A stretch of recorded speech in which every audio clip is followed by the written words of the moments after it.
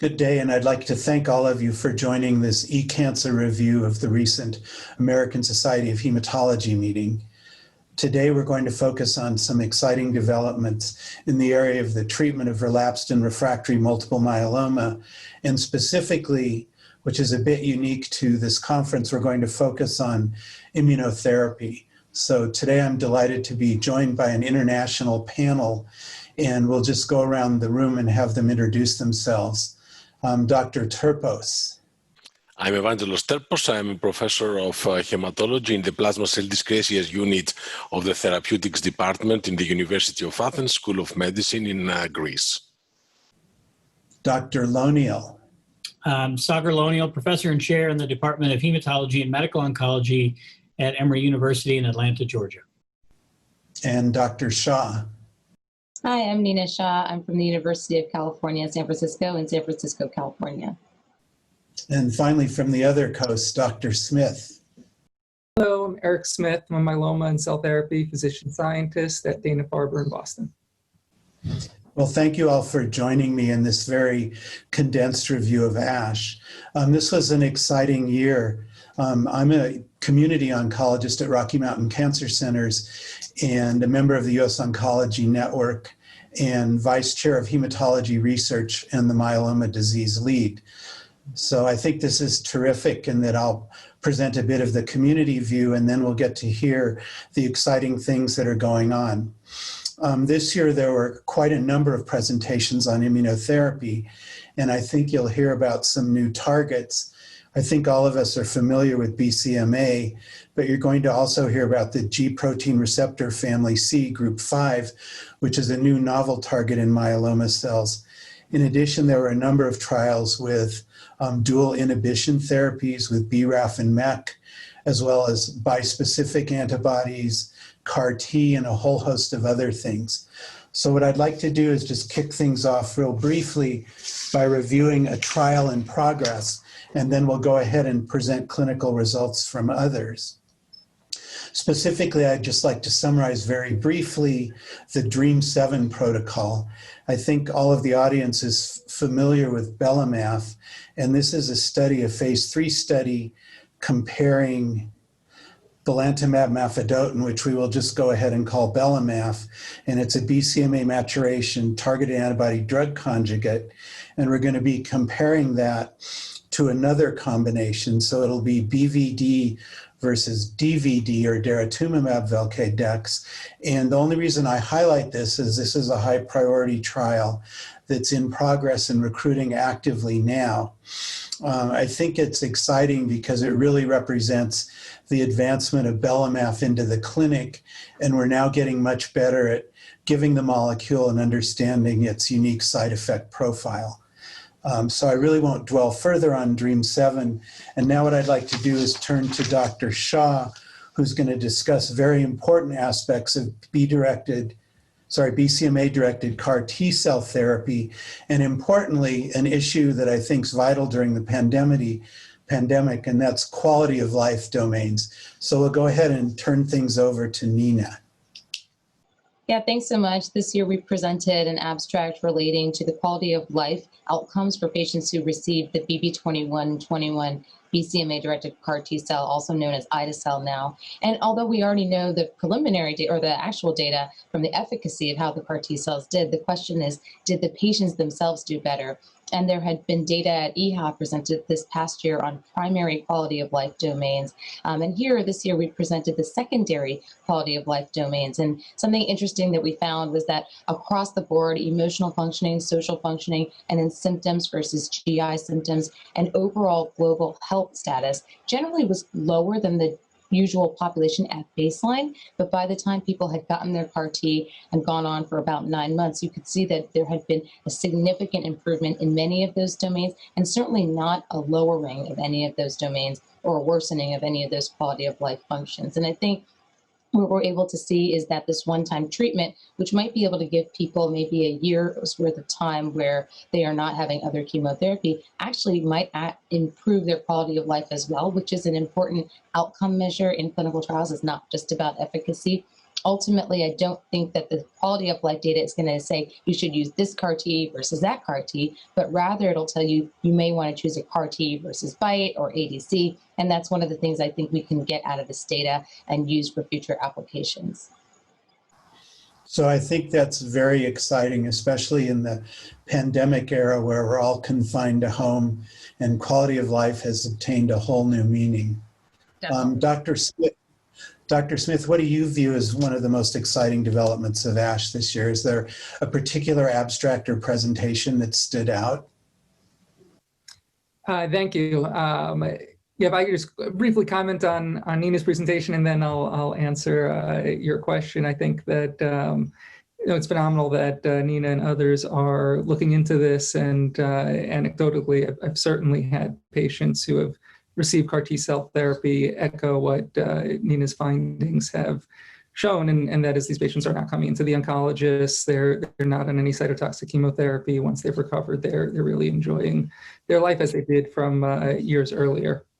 Regarding your question, in terms of other abstracts at ASH, I think some of the most exciting data has come out from two bispecific abstracts with new targets beyond BCMA. Of course, a lot of interest with BCMA CAR T-cell therapies, BCMA antibody drug conjugates, and BCMA bispecifics. But there have been two abstracts, which I'm sure we'll go into more detail. One targeting GPRC5D that you mentioned at your beginning, which is of near and dear interest in my heart, as we described that target. And the data from the Janssen group is particularly encouraging. And the other from the Genentech group targeting another antigen that is specific on myeloma cells, which is FcRH5. And also there are some early encouraging signs. Yeah, so this is very exciting. It's a year when targets from the laboratory are starting to move into the clinic. Dr. Lonial, what's going on in Atlanta that's exciting in myeloma? Well, I think, if I had to sort of summarize the ASH myeloma continuum, I think it's really, this year was really more about the BiTEs and the bispecifics. I think we saw 4 or 5 different BCMA targeted bispecifics or T-cell engagers that all looked very active. The adverse event profile was pretty modest compared to the activity that we saw. I'm going to go out there on a limb and say I think it's going to give CAR T-cells a real run for its money, because I think the ability for patients to receive this as an outpatient with minimal therapy, I think the unknown right now remains to be seen whether the responses will be durable. And so I think long-term follow-up is really exciting. But when you combine that with the FcRH5 and the GPRC5D data out there, I think there's so many immune targets in myeloma now that we really should be able to figure out how to eliminate the clone and result in long-term disease control through a combination of different modalities. I think that's excellent. Dr. Terpos, you had a big presentation at ASH here, which didn't really have CAR Ts or bispecific or other things, but yet I think it's a very important abstract. Would you like to summarize that briefly for all of us? Yes. First of all, I think that this ASH meeting makes us to understand what would be the standard of care within the next couple of years. So even in Europe, which is not so easy to use all the drugs that are available, in every line of treatment. So I think that due to this ASH meeting and the abstracts that were presented, daratumumab-based combination seems to conquer first line, and this is even for the Europe now is a standard. And it seems that the belamaf combinations probably will go to the second line, followed by immunotherapeutic new agents with bispecifics or CAR-Ts, especially bispecifics. We had so many abstracts for very effective bispecifics this year.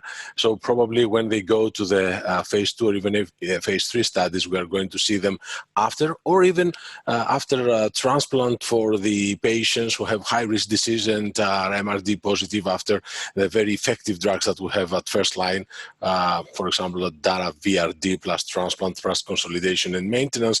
So possibly after transplant, if these patients may have, with high risk, may have MRD positivity, then possibly bispecifics or CAR-Ts may help on that. We presented an EMN study, European Myeloma Network study, the so-called Apollo study, which compared daratumumab, pomalidomide, and dexamethasone versus pomalidomide and dexamethasone. This was the phase 3 study that was needed in order dara-pom-dex to have approval mainly in Europe. You know that it has been approved in the US based on phase 2 data.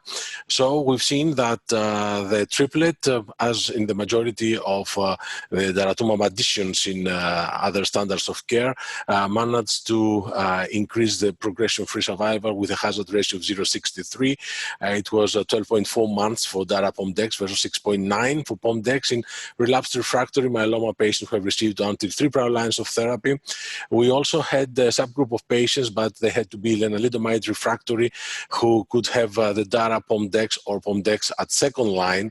And we've seen also with a hazard ratio of 0.66 that the combination was very effective also in this cohort of patients. The toxicity was not much higher compared to pomalidomide and dexamethasone.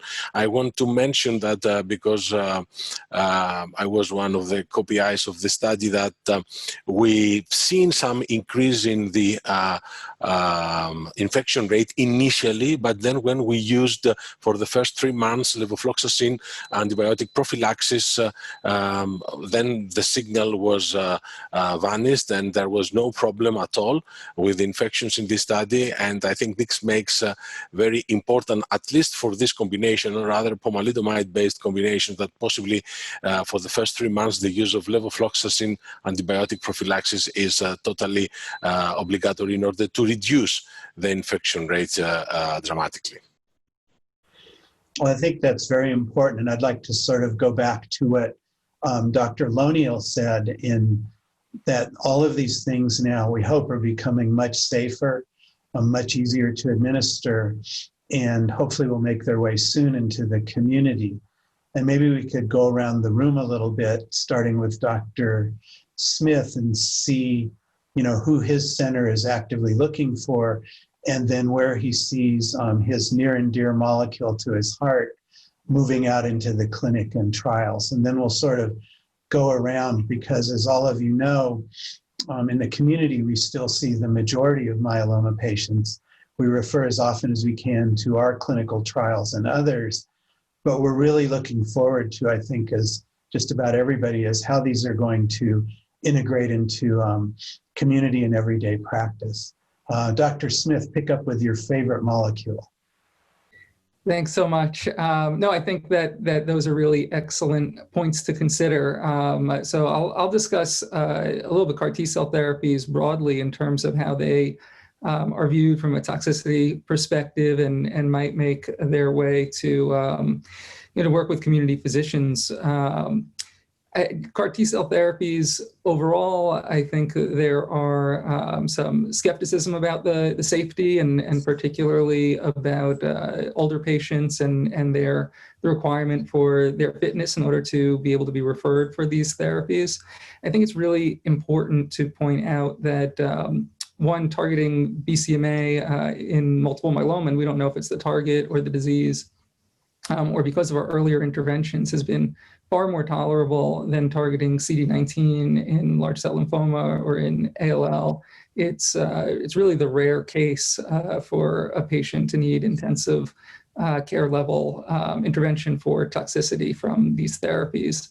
So I do think as that message filters down into the community, older patients and more and more patients will realize that this is a one-time therapy. It does require conditioning chemotherapy, but I do see it being used more and more in the outpatient setting as these therapies to become approved, and we gain more experience with them. And a big part of that is our understanding now that we can intervene early at the first sign of fever, and that those interventions both can cut off cytokine release syndrome to prevent it from becoming more severe, and at the same time not interfere with the expansion of the T cells or the efficacy down the road. And these were lessons that we've learned over the years.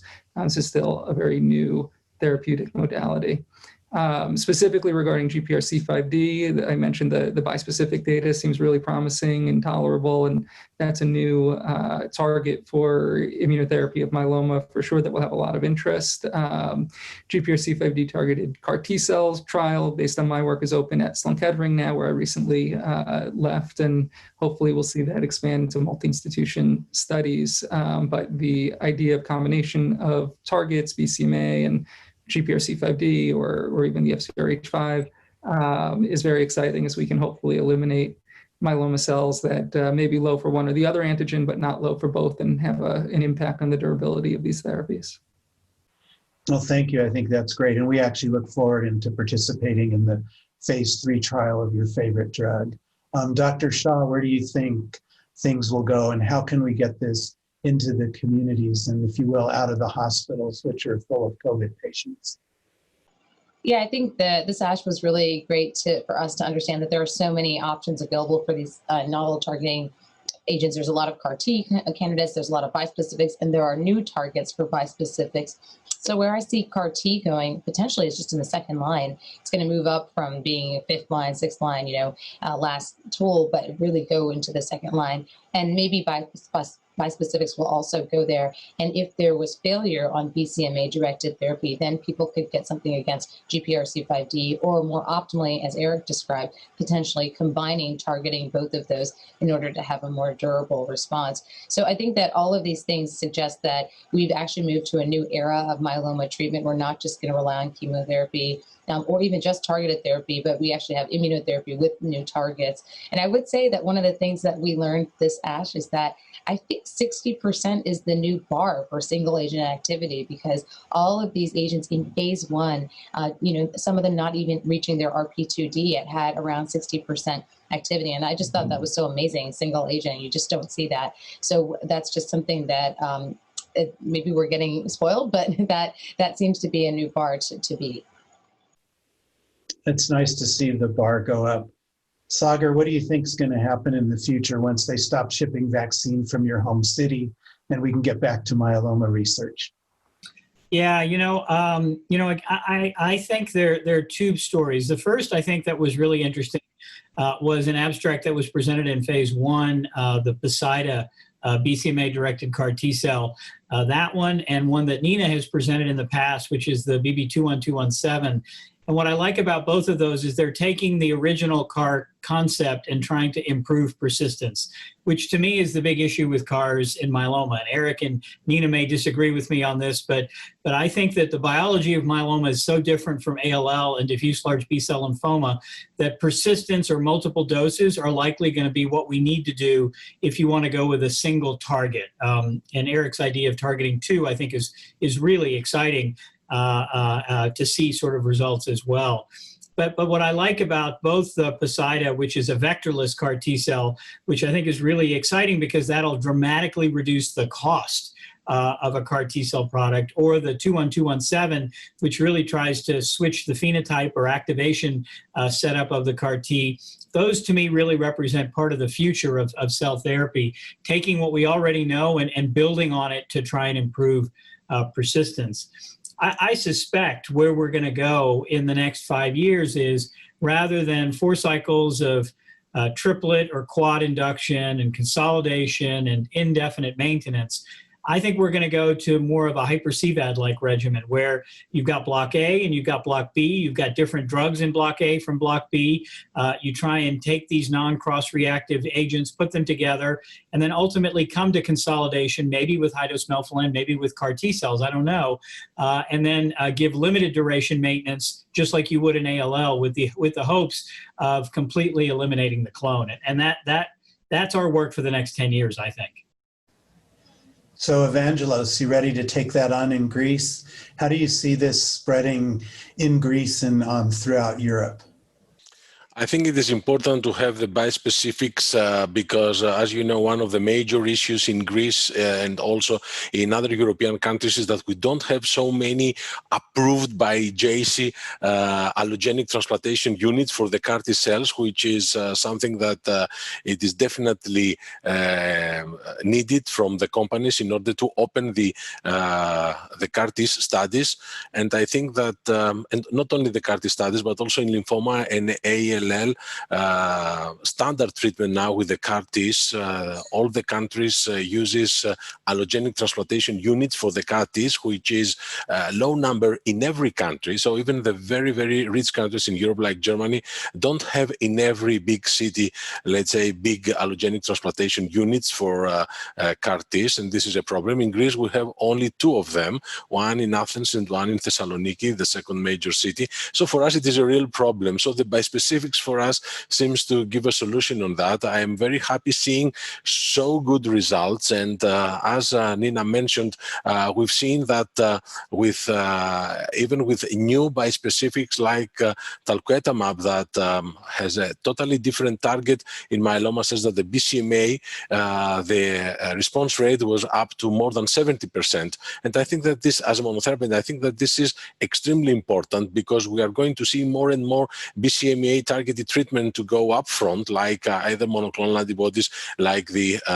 Belamaf, but also CAR-Ts or other bispecifics. And so we need other targets. And that's why I'm extremely happy. So we are going to open 2 bispecific studies now in our center. And I am very happy that other Greek and other European centers will participate, centers that they don't have the opportunity to have CAR T cell studies, mainly because of the lack of JC approved allogenic transplantation units. I believe that the bispecifics probably will fit better in the European environment. Well, thank you very much. I think it's interesting, maybe as we start to conclude, to go around the room. I haven't heard anybody mention NK-directed CAR T cells yet, which may prove to be something that's very exciting.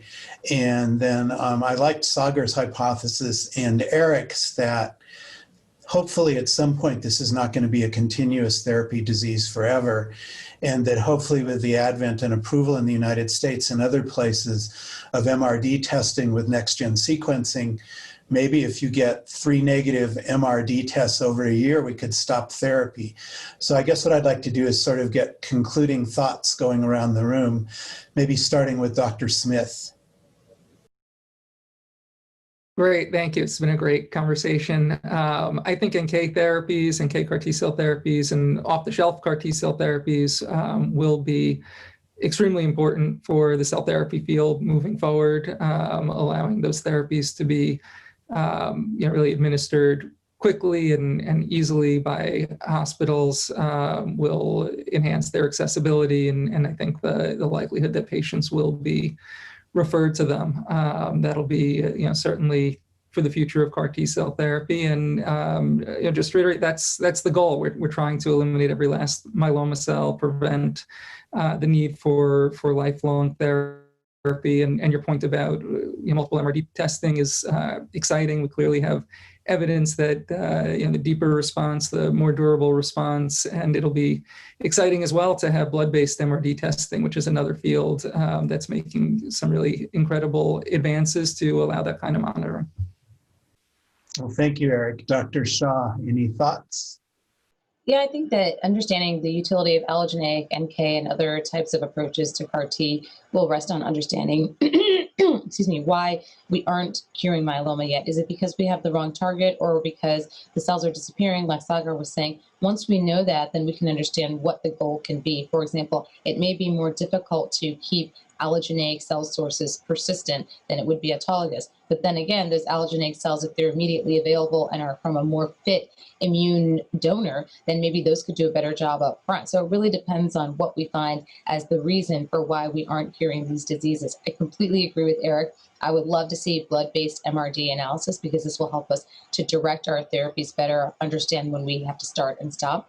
And I look forward to hopefully the FDA combining or allowing for MRD to be one of the clinical trial endpoints so we can get answers a little bit sooner. Thank you. Dr. Lonial. Yeah, thank you. I agree with everybody. It's been a great conversation. And the one sort of note of caution I might add to the excitement over MRD was I think we saw 2 studies now with long follow-up that suggested that single time point MRD does not necessarily make up for intensity of therapy.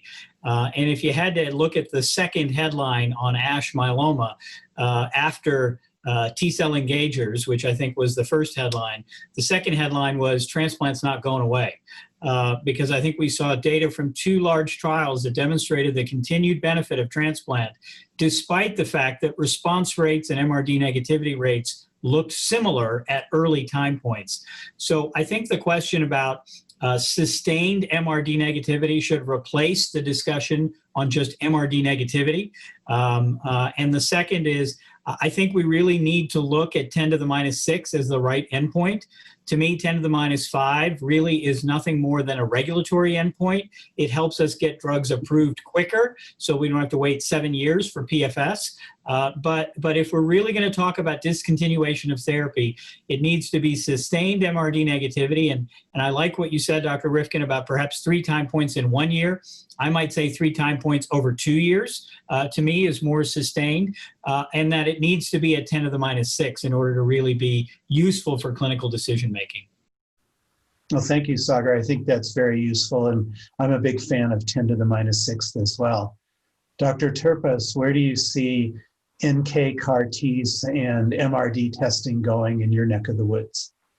Well, thank you, Rob, and also thank everybody for the great discussion. I think that the NK CARs is a future treatment that may give us very good results, either in where bispecifics may fail, or even to have more safer ways to give the CAR-T technology in earlier phases of the disease. But this, of course, has to be proven in clinical studies. Regarding the MRD, I totally agree with Sagar that we need a 10 to the minus 6. So don't forget also the imaging MRD that has to be improved. I think that the PET-CT with the FDG PET possibly is not the optimal, although it's the best that we have to date. Possibly other traces have to be used, but we need to identify them because the extramedullary disease is a real problem in many patients that have achieved the bone marrow MRD negativity. Even at the level of the 10 to the minus 6, we have seen several patients achieving this threshold and then to have extramedullary disease somewhere else, that sometimes it cannot be captured by the standard FDG PET. So I wanted also to mention this. We need to improve the imaging MRD also.